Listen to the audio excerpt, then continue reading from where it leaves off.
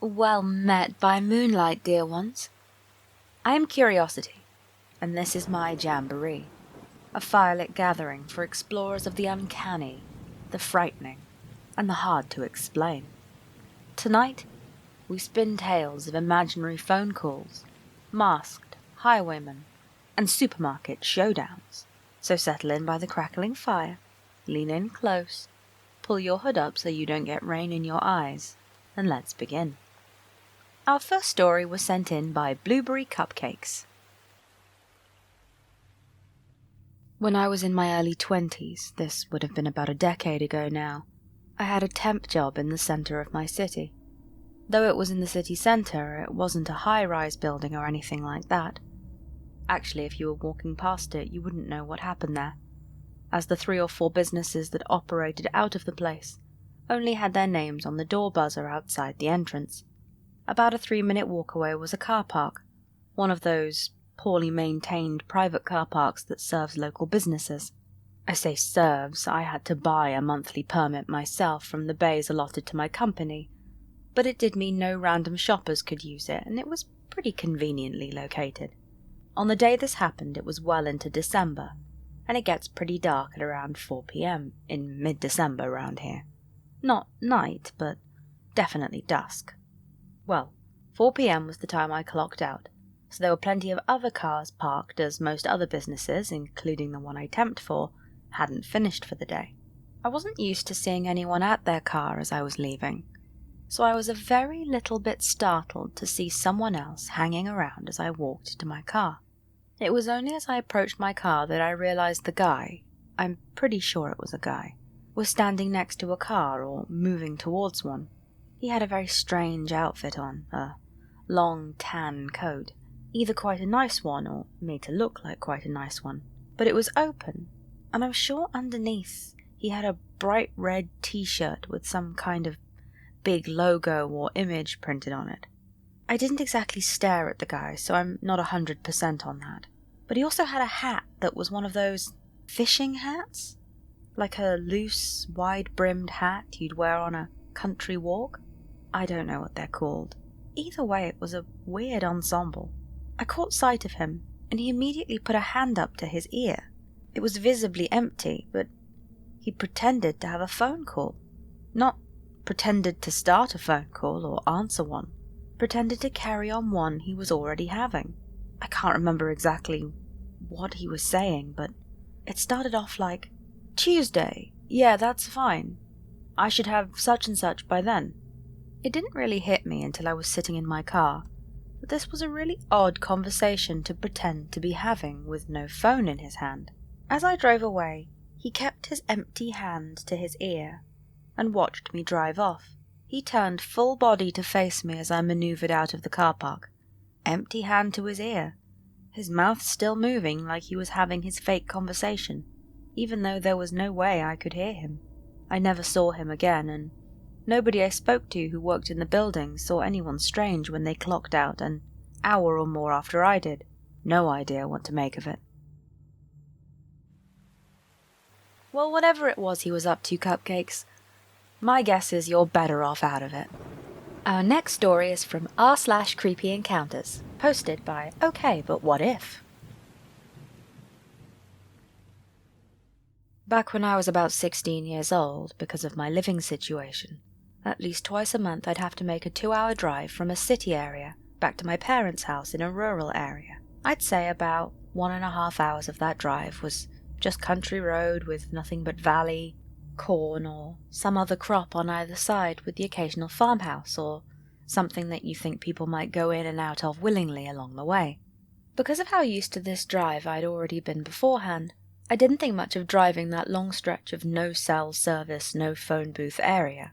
Nothing had happened yet, so surely nothing would happen ever, right?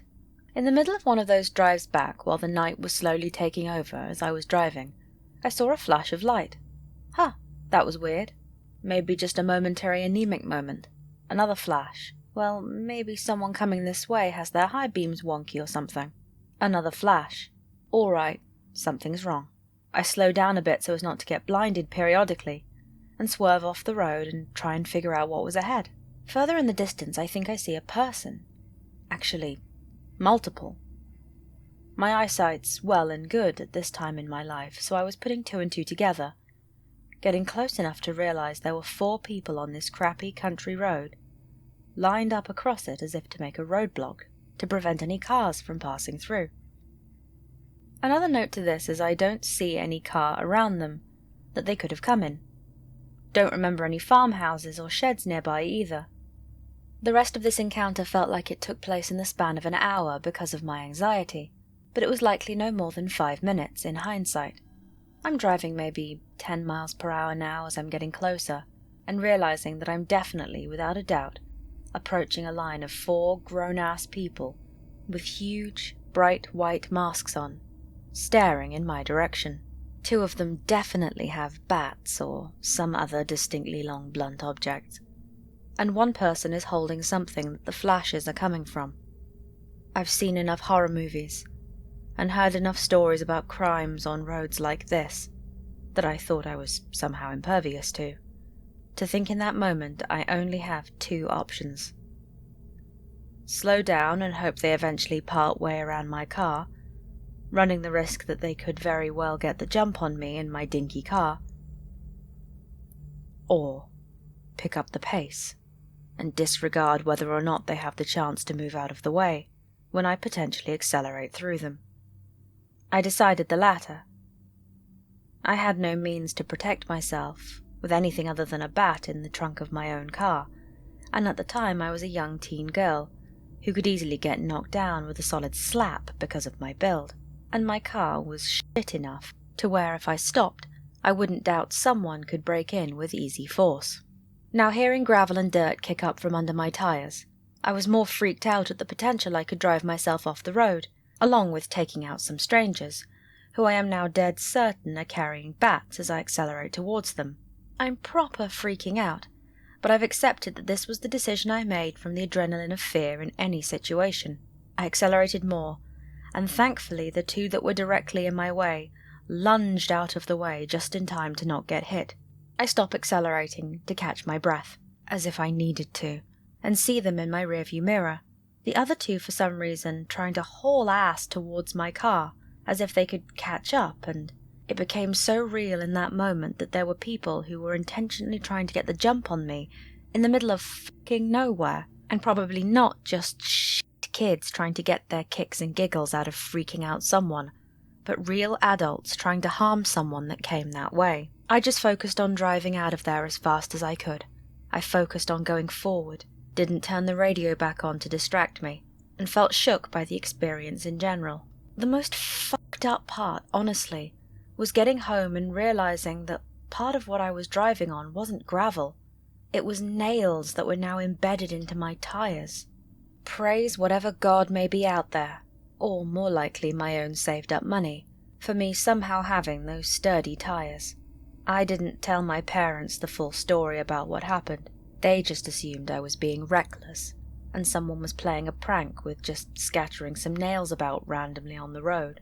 I told the story to some of my friends, and they told me I probably wasn't in any serious situation, and they were just trying to get a scare out of me, especially since being in a car was a pretty big advantage in the situation, which I can't deny. Still, it creeped the absolute hell out of me, and I remember it every single time I drive down a road that looks any type of similar. This is something that I add on to the end of this story after having told it to friends beforehand.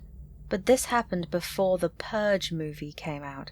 Otherwise, I would definitely have felt more comfortable saying it wasn't creepy and just annoying and bothersome. I still wonder where they came from, since I very clearly remember there not being a car anywhere close by, nor any buildings around. But I guess I could have been wrong.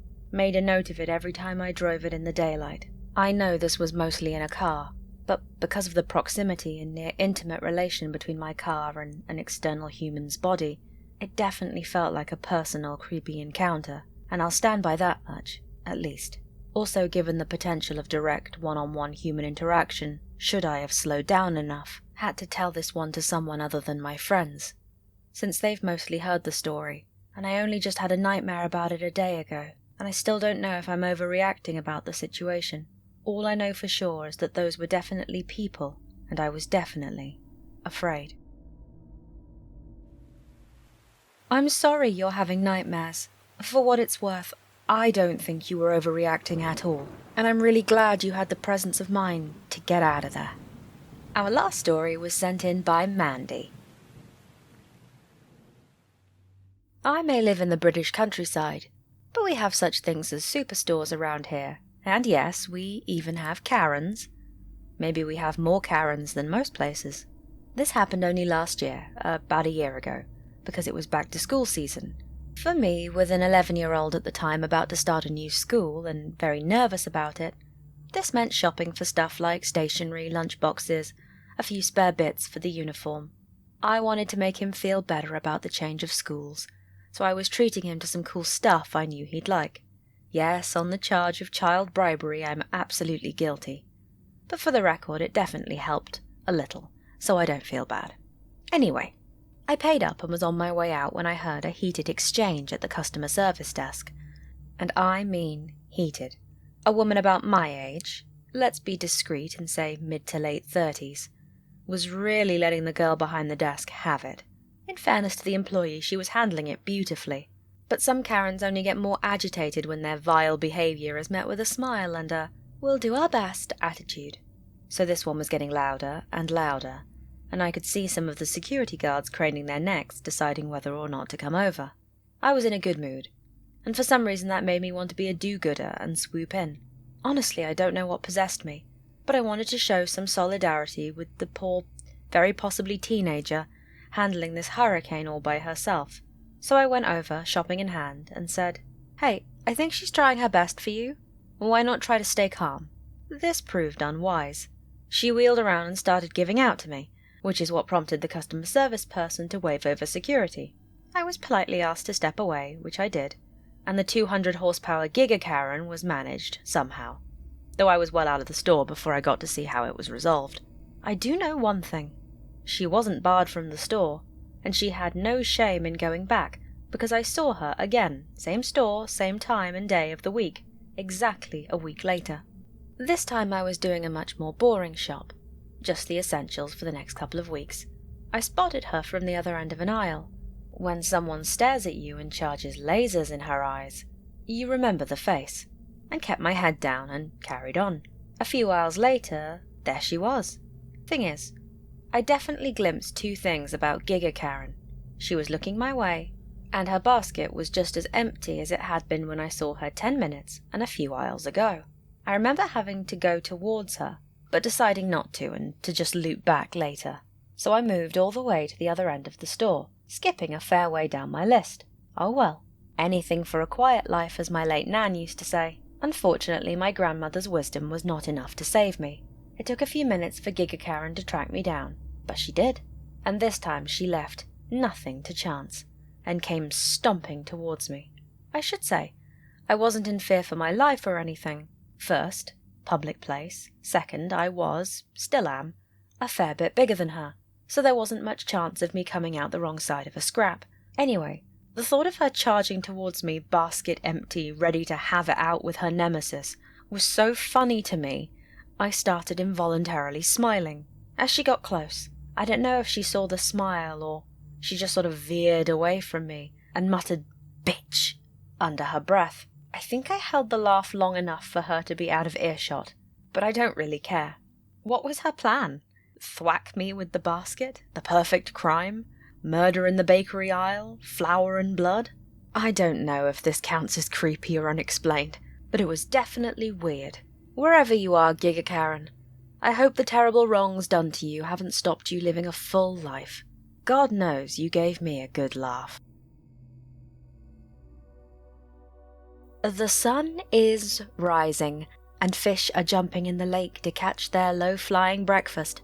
The jamboree is at an end once more. My thanks to everyone who sent in stories, or gave me permission to narrate theirs.